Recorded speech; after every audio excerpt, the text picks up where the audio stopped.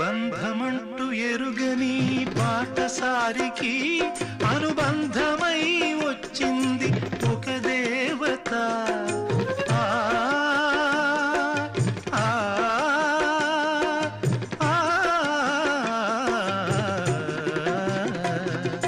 బంధమంటూ ఎరుగని బాటసారికి అనుబంధమై వచ్చింది ఒక దేవత. ఇంత చోటులోనే అంత మనసు ఉంచి, ఇంత చోటులోనే అంత మనసు ఉంచి నా సొంతమే అయ్యింది ప్రియురాలిగా. ముద్దబంతి నవ్వులో మూగ బాసలు, మూసి ఉన్న రెప్పలపై ప్రేమ లేఖలు.